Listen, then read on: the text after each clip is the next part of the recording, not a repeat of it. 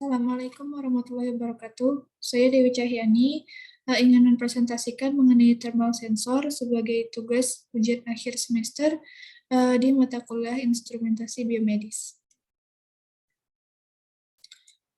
Untuk pertanyaannya yaitu yang pertama jelaskan apa yang dimaksud dengan thermal sensor dan prinsip kerja sensor tersebut.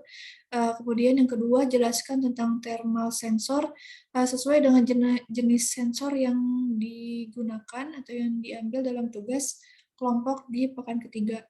Kemudian jelaskan apa yang dimaksud dengan oxygen concentrator dan prinsip kerja instrumentasinya.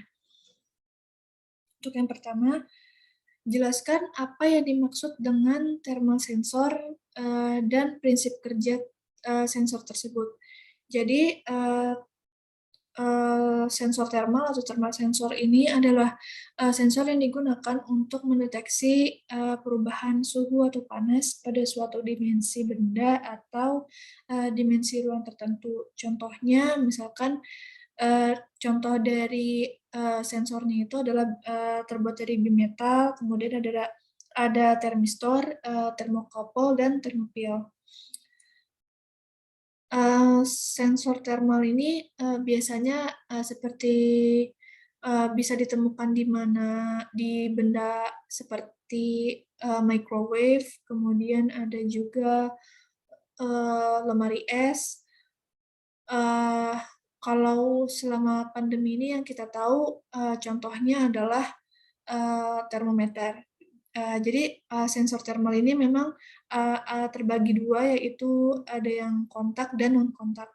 Kalau yang seperti kita gunakan itu kalau termogan contohnya ini termasuk sensor thermal yang non kontak.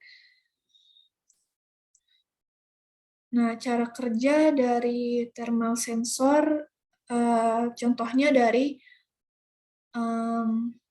termogan, yaitu